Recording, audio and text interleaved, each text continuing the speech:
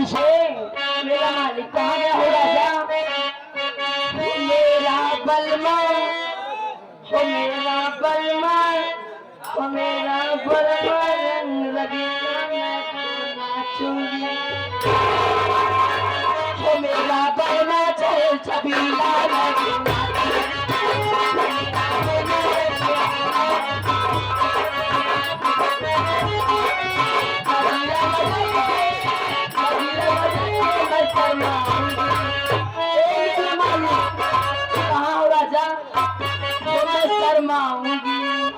हाय जाइए मैं शर्माऊंगी हो, मेरा बलमा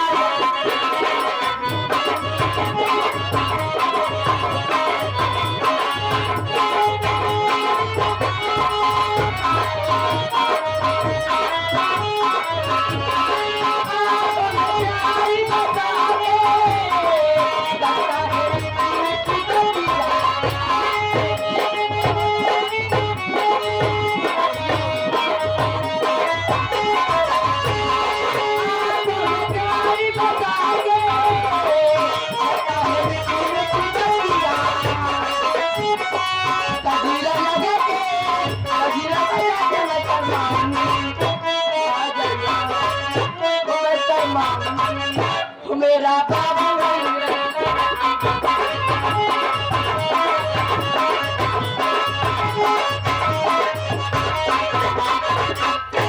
ये हमारे राजा